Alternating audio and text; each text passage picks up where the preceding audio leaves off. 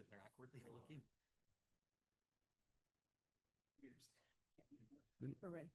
Okay, I'm going to call the Buildings and Ground Committee meeting to order. Roll call, Judd Lofsche.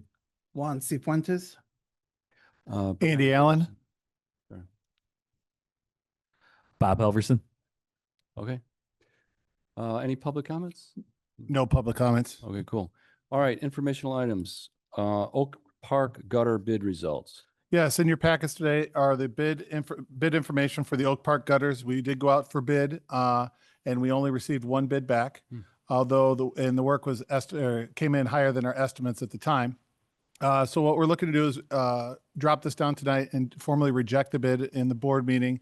We wanted to go rebid this item and hopefully schedule the work out into spring break, end of March 2026. And hopefully we get more people submitting bids. We did have, I think, 3 or 4 people do the pre-bid and all that, but they just didn't have time or didn't follow through with submitting at the time. So that's what we're hoping to do on that one. You know, maybe this time of year is, December, January, February is better to, Yeah. they're not so busy. Okay. So I'll work with Gordon and Clark. We'll resubmit that bid and then we'll get the results in hopefully before January, around January, and then it'll be spring break work, start of the year for them. Okay, good. All right, next 3B, high school phase 2 HVAC equipment bid results. So as you well know, the high school HVAC project is a 3-year project. Phase 1 was completed this year of the freshman center, was the main part of it. This next phase, phase 2, is the old section, 3-story section, L-shaped of the high school. It's a massive project. Every room will be touched in that section, plus some light remodeling of other spaces in that section. As part of the standard thing we've done in the past is we are a Train district. We're going with everything with Train. We use a cooperative, Omnia, to buy the equipment and the HVAC equipment through them. So this is the information regarding that replacement. It looks like it's approximately, or it is $2,749,586. The money has been allocated for the project, so we should be good to move in the regular process of the board. So we'll do that this coming summer? That's the summer work that's what will happen this summer. Okay, cool.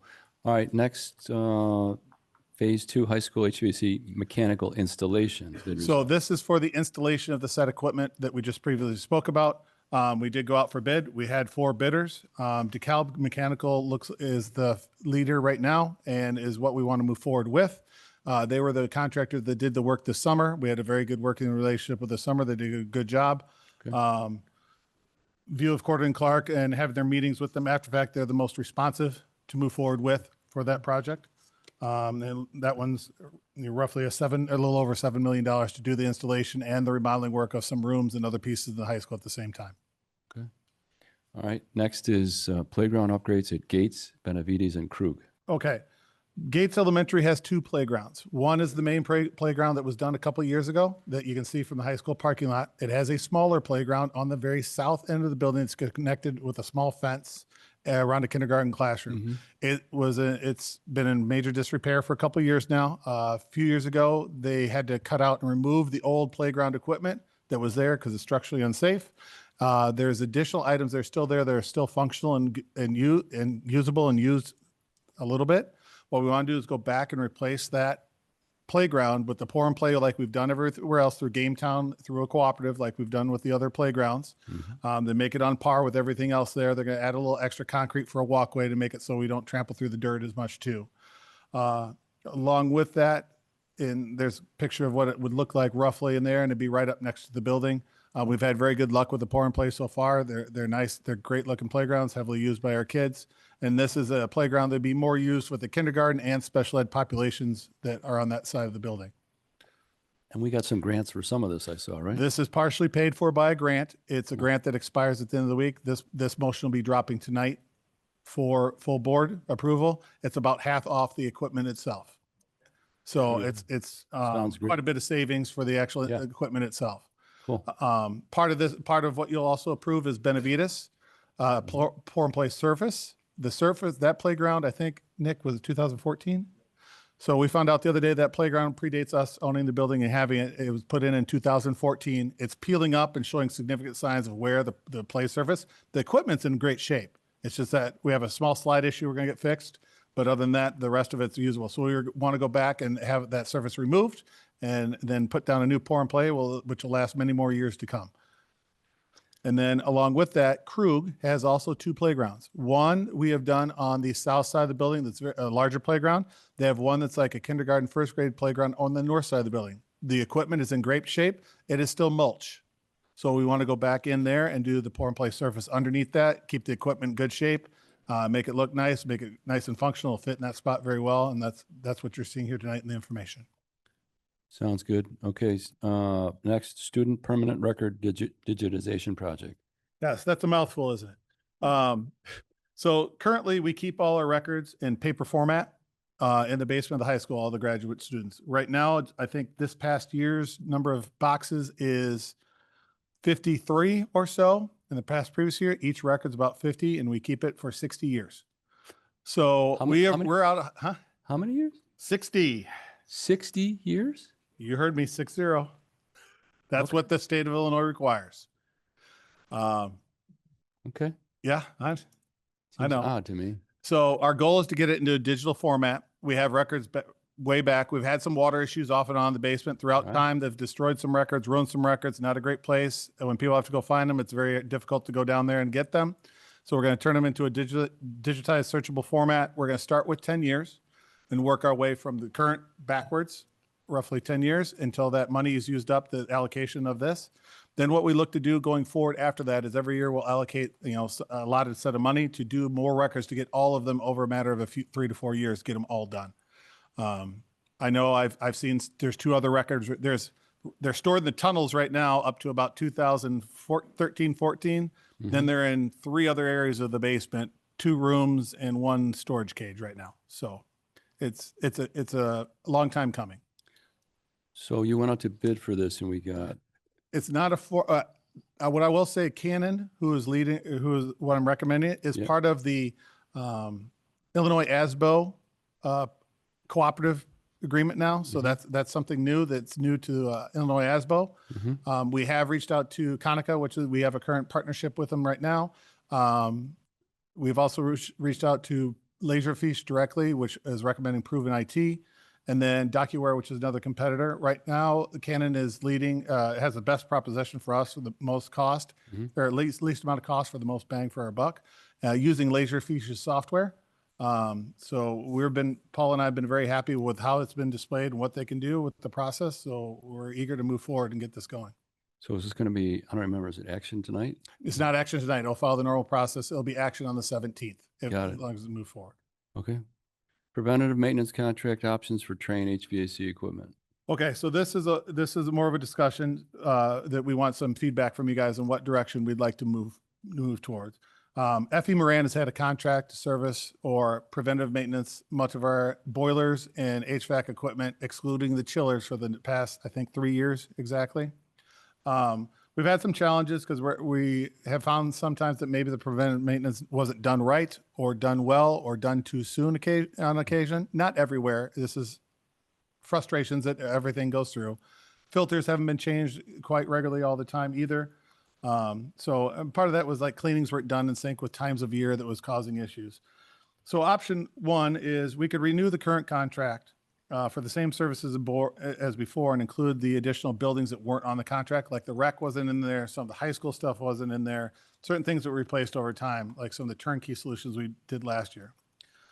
Option 2 is we could work with Train, which is our current partner for the installations of equipment, to do the similar process. The really main differences there with FE Moran, the chillers were not being serviced or the preventive maintenance not being done. With Train, that reverses. They would actually be doing the chillers and preventive maintenance service on that, along with all the other HVAC product, but then they exclude the boilers. How many boilers do we have roughly? This building has 4 alone in it. I think like Bardwell is a larger building. It might have 6. Merle, do you know how many hydronics are in the basement? Is it 2 or 4? 4? Okay, 4. So there's a lot. And when the high school is done, that's going to be a big boiler plant down there of multiple small units that run more efficiently and push more heat technically. Option 3 would be hiring 2 additional maintenance mechanics to help the workload of the district, but and service some of these and do our own preventative maintenance, buy our own filters, do some of that work on our own. Or we could look at a combination of those things. I just want your feedback on what you're thinking. So one of the things for us to consider for sure, when you look at Train would still be able to do the chillers. So one of the recommendations that we'd have in the conversations that I've had with the operations department would be to have Train still work with the chillers because that would help us get some more shelf life out of them, and anything they fix, they would warranty. But our recommendation, just based off of looking at it, we went to F.E. Moran previously because of the warranty that was with the equipment there. We're out of warranty with that equipment now, and we know that our internal guys and hiring 2 more could fully adhere to what we need as far as changing the filters, and we have more buy-in. So our recommendation would be to look at option 3 with hiring 2 more maintenance techs, and then also look to have Train do the chillers at that point in time. So we wanted to provide all of them. If you have questions, we could kind of go through and talk about the pros and cons of each. But really, as we started talking with the operations department and had an opportunity to dig it in a little bit more, the recommendation would be to hire 2 more maintenance mechanics to service this project, as well as be able to support other areas as well. How does it financially, like, what's the? So there would be a cost savings with that when it came to hiring our maintenance mechanics. On average, they're about $90,000 a year when you look at benefits, et cetera, with that. One of the things that we're looking at is we are in the middle of a negotiation with SEIU right now. And we want to make sure that we're being fiscally responsible. And if we have the opportunity to bring some of that cost savings to the table for negotiations, it would benefit us in that way as well. So for Moran, it would be more expensive to not. Yep. Moran would be more. Andy, do you have the exact It's quote? roughly $630,000. Wow. Yeah. So, and that's that. Yes. Wow. That's a no-brainer. Then. Yeah. I mean, really. Yes. And we need Train to do it because of the warranty? We need Train to do the chillers still, but that portion would be a lot less than that. So we'd still hire Train. We'd go out to that for them to do the chillers to warranty it. But then we'd have some of our internal guys doing the filters and the regular maintenance on the boiler systems there. Okay. And then we may look over time to bring those back in-house also. So this would be the first step. And you can find mechanics to do this? I think there's good quality candidates out there. Yeah. We have to do our due diligence and find those good quality candidates. I mean, we have a lot of good people here that know what they're doing. So I think it's a continuation of putting good people who know what they're doing in the right spots to then help the district overall.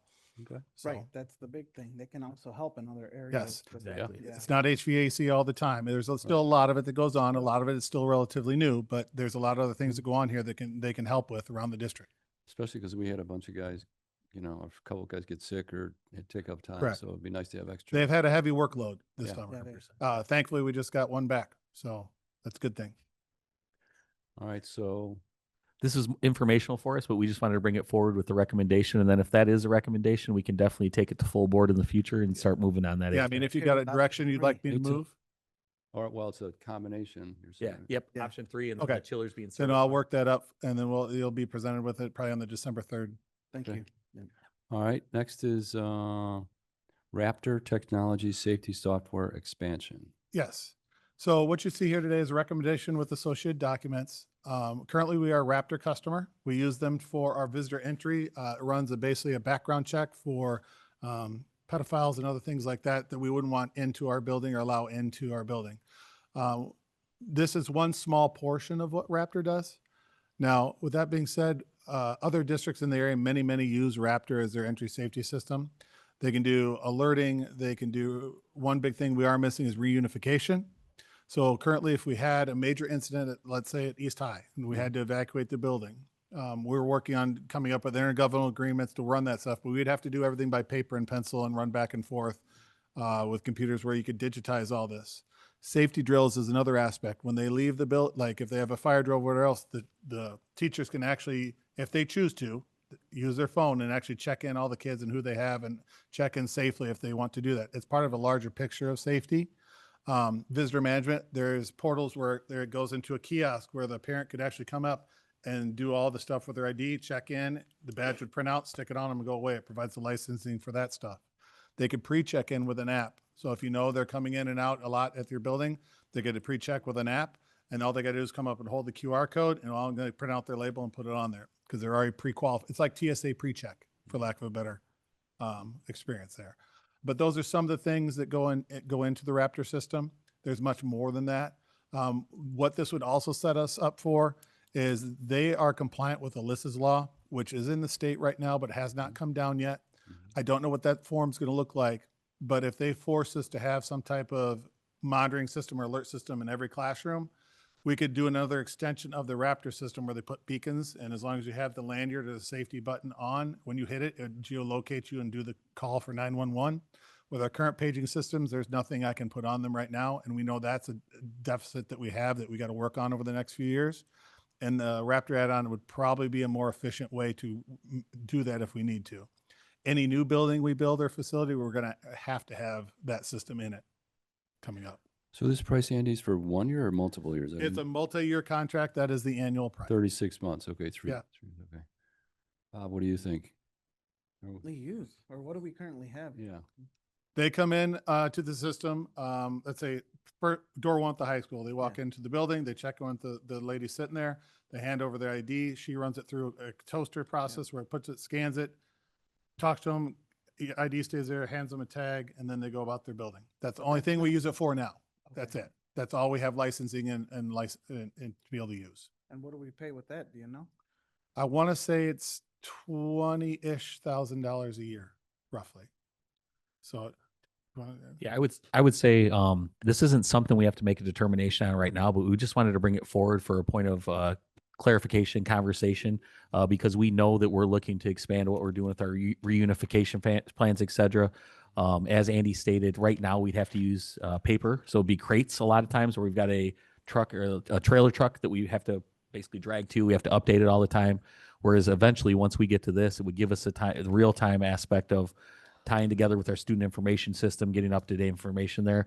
And like I said, I know it's something that might be more down the road, but we at least wanted to have the conversation because we do have Jeff Linsek working on our reunification plans, et cetera, at this point in time to make sure we have intergovernmentals because that was something that we were out of date with. It looks interesting. What do you think? Yeah. Yeah. I like the fact that it's doing some of those the cross-referencing and checking. Yep. Which is a big thing. it is. I mean, if it's something that we want to sit on now, that's fine. We do get an advantage for doing it now, but that's not something. I think it's about a $30,000 reduction for going forward before the end of the year. But if it's something we're not comfortable with, maybe we need to do a little bit more legwork and maybe come back in the spring, and that's fine too. No, I mean, if it's for safety, I'm all for it. But are there other companies who do it just to get a bid? Well, this is the current company we have a partnership with. Yeah. We can go look at other reunification. Their stuff is based on the I Love You Guys training that came out of Columbine Massacre. And it's one I do know. I haven't done research on if there's truly other companies. I imagine there are, but it's going to take a lot of legwork to do. Raptor is probably the biggest one it is the biggest one in the educational institutions for sure. And as Andy stated, we're already doing work with them. So if we were going to look to expand it, this is the best avenue to go down. Because if we're going with somebody else, we're going to have to go back and redo things. And it's not, Raptor definitely is the most highly qualified one, especially in the state of Illinois. They're used by a lot of school districts for sure. and so it's for the district-wide, for all. It's district-wide, correct. Okay. All our buildings. So, And as Mr. Allen stated, the only thing we'd have to do is if Alyssa's law does come into effect once it is approved by the state, then we would have to look at that extension as well. So it would be an additional cost, but it would still be more cost efficient than us going through and changing out all of our PA systems at that point in time. because the PH system is going to take a number of years, kind of like what we're doing the HVAC. So we're working on that. We got some good ideas, but it's going to take some time. It looks interesting to me. So would the B&G committee be okay with us bringing this to forward for the next whole board meeting at this point? We don't need to drop it tonight by any means, No. but if we can bring it forward, that would give us that $30,000 discount before the end of the year. If we can afford it, that's what I would say. I think we can find a way to do that. So All right. Okay, we can be thank you. creative. We have the people to integrate it, install it. We have enough IT people. Yeah, IT wise, there's not a lot. A lot of it's setting up the workflows and processes. That's going to be some of the processes already exist. It's digitizing them. other pieces. There are some parts and pieces. We're going to do the entry where it's kiosk. We'll have to buy some parts and pieces, but that could be absorbed, some of that in the IT budget, some of the safety security side, some of the B&G side. We can do some of that.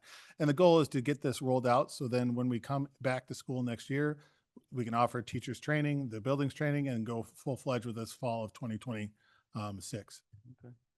And I've had experience in a previous district with it as a building principal, and it is really, I mean, it's foolproof. Like you can do it very easily, and teachers could check in on it really easily as well. So this is going back almost 8 years ago when we were doing it there. So it is something that's been vetted and has been ongoing for a period of time. Sounds great. Okay. All right. Lastly, work order summary. Yes, work orders have stayed very consistent. The completion rate is looking still pretty good. It remains a little bit higher than we'd like. I know AJ and Nick and I have talked about that recently, but I mean, we're still down a couple of people. We have one coming back now. So hopefully with a little bit of time, we'll get this a little more under control. If the weather stays decent out there, maybe that'll help us out a little bit. But the guy from the maintenance side, they're doing a great job. So. All right, cool. All right, that's all we have. Let's adjourn at 6:21 PM.